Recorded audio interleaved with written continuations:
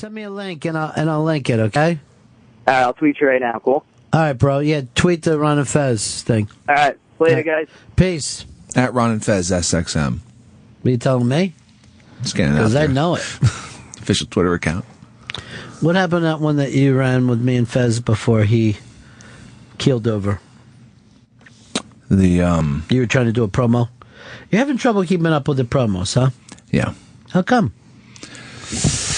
Bad prioritization of time. Prioritization. How do you know it's bad? You wouldn't even keep the scheduling that you're supposed to do, right? Yeah. Did you write down your scheduling like you were going to do? I was doing it, but I fell off. I fell off. Yeah, so you never got around to find out whether you're doing bad prioritizing. I feel it has to be. Otherwise, things will get done. But that's not what you would do if you really wanted to find out an actual fact. Feelings aren't the truth all the time. No. You would have to just say, can I at least commit to writing down, here's how I spend my time? Then you would be able to look at it and decide, A, I am doing bad priorities, or B, I need to delegate more. I know that you don't talk to Vito or Shelby that much. I just talked to Vito today for a job that you said he wasn't up for, going down to the lobby and getting the guests and bringing them up. And Vito, you said that you're more than cut out for it. Yeah, I'm perfect for it. How come you don't believe in him? I have just trust issues with anyone maybe who isn't hot, like anyone but a producer. Do you have trust issues with Shelby? Yeah, I do. From this past week, he's brought a couple people in weird. Like in what way? On Friday, he told us there was 3 guests when there was only 2 when he came in. Would you say, Shelby, do you know that Hicks doesn't trust you? Well, at certain points, I just think, like, with Dan Soder and Mike Lawrence, they're like best friends, but I went to get him, and then it was like a whole thing of, oh, why'd you go get him at this time, even though when you think about it, they should just be like, hey, bring him in. They both know each other. It's cool, but I never know when to kind of relax. What's he talking about? Do you know? I can't remember. Maybe because I think maybe Mike Lawrence showed up early, and I was like, let's just wait till his time to come on, and then we'll bring him on. I believe that was it. If that's the time I'm talking, there was only one time Mike Lawrence was in, but yeah, I believe that was it. But he said, did you guys have words about it? I never had words with him. I just explained to him when he gets, just tell me when he's here. Yeah, even though that they have time, maybe Soder was supposed to be doing something with us. How come you don't communicate that with Chris? In my memory, it was like after he was leaving a little late because it's train, and I just thought, okay, we'll go get him. But then it was a whole thing of, well, Dan might see him if he's in the booth, which, for me, I didn't think that was a big deal since it's not like they were enemies. So would you say Chris made a big deal out of something? I just think, sometimes that big deals are made out of things when, we could... Well, I fucking treat everything as a big deal, so I'm sorry. All right, the guy was supposed to be here at a certain time. He came early and you just went to go get him. I said, tell me first, I'll tell you when to go get him. That's literally all it was. And it wasn't even a thing that I thought even of if this should I be doing this or not. So now certain things I don't even know if I'm doing the right thing or not, when a thing that I kind of fucked up, I guess, when I didn't even think I was even remotely fucking something up. And yet, in the end, it wasn't a fuck up. But I just asked you to tell me when they're here, and I'll tell you. Seems like he's taking it pretty hard, though. It seems like he really got his feelings hurt over it. Well, then I don't know why. There's nothing to get your feelings hurt over. In my opinion. So that's why you don't trust him? No, it was from Friday, where I got a little, where he didn't... He told us that 3 people from some play were coming in. From Bolton, and there was only 2. Yeah. And he thought that the PR person, or Laura, was her. It was weird. I'd feel much better with an intern going to get the guest than Shelby. He talks nutty. He's somewhat timid. Well, he's timid and pushy at the same time. I don't even know if it's possible.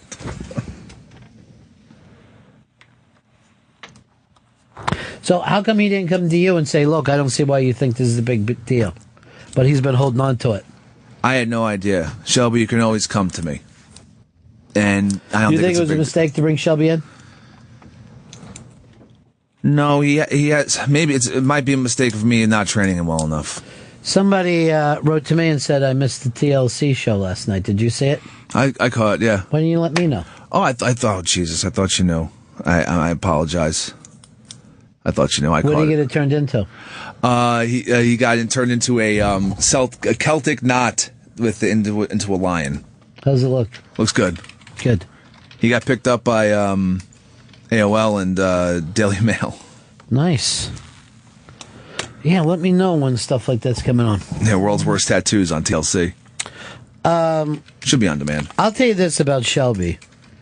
In your defense, he hates being told what to do. He hates being given direction. Yeah. Yeah, he does. I don't know why.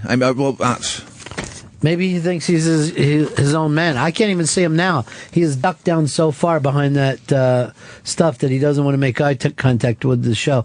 How come you hate being told what to do, Shelby? I didn't think I did, but if it comes off that way, I'll try to change that and be more open to things. I don't know. He seems tense. Vito, what do you think? I think you got to get better at being told learn what to do, told what to do. You think you ought to be yelled at more? Yeah. Okay. Yesterday when you manhandled him, did you think that was a step in the right direction? Yeah. I think I should have, thrown him in the studio. All right, we got Bert Kreischer coming in a little bit, right? It's supposed to be Billy Eichner, but he's running late. I'm trying to figure out. Oh, is that Billy Eichner's before Bert Kreischer? Yeah, Billy Eichner should be before Bert Kreischer, but he's running late now, so I'm trying to figure out who's coming in when. Ooh. This is a scheduling snafu. And I'm in an email chain with the booking department right now. See, this is the things that Chris goes through. It's why you act like it's all no big deal. This is the stuff that Chris worries about on a daily basis. I'm going to give you this. Do you ever watch Jimmy Fallon? No. Okay, what late night show do you watch? I catch Seth Meyers occasionally. Okay, Seth Meyers. That's perfect. Last night, his guests were John McCain and Billy Eichner, Billy on the Street. What if during John McCain, this weird kid just come walking out with Billy Eichner and said, Billy got here early and put him there? No big deal, right? I mean, you guys know each other? I wouldn't, in this case, sure, I wouldn't smash them all in the studio at once, but... Smash them all? In the other case that we were talking about, I just thought that, hey, we'll just bring them in. They know each other. It's knowing each other isn't a lot. John Mayer and Pam Grier know each other, but they never bring Pam Grier out during John Mayer's time on a talk show. Because John Mayer may have songs to do and things to plug. I think John would love Pam to just come out and jam with him. The thing is, you are thinking it. You don't know it for a fact. It's like I was telling Chris, where he lied to me and said for a couple of days he tried to keep his schedule. And I know it was a lie. I know he never attempted at all, or at least he'd say, look at these 2 days. But he just feels things so he believes them to be true. You haven't had a date in a long time, Shelby. Nope. I think you might have some build-up. Yeah, I could be. I think you might need to go to the farm and get milked. Vito, you don't have any build-up, do you? Not at all. That chick of yours is crazy, huh? I'm pretty released. Is she wild? I'd say so. Yeah. I could tell just by the fact that she was wearing riding pants. I met her in those riding pants. No, does she ride? No, it's stupid. Girls wear these equestrian pants. She was dressed like a polo player. So I'm like, oh, I guess Vito's dating a polo player. No. She just digs the pants. To me, that's like if I showed up somewhere dressed like I was playing hockey. And people were like, you playing hockey? No. Because it wasn't just the pants. She also had, boots on. Yeah, she had the boots. She had, the tan, orange boots on. And I saw her when she left. She went over to the coat room and got a saddle out there and put it up over her shoulder and was walking down the street with it. Was she wearing a derby? Macon, you're on the Ron Fez show. Yeah, I was wondering, Ronnie, man, you got Vito sitting there talking about watching Despicable Me and shit. I love Pepper to death, but I think the reason you're so hard on Shelby is you see him as the only one that actually has a sense of humor that's like up on your level. Well, no, look, I got things planned for Shelby that are gigantic, but I can't get to him because he can't do the producing stuff with Chris right now. He's not a fucking co-host, and he won't be a co-host. He was brought in as a producer. I think he's extremely funny, and I fought my ass off to keep him when the plays banned him. First of all, I fought for him twice.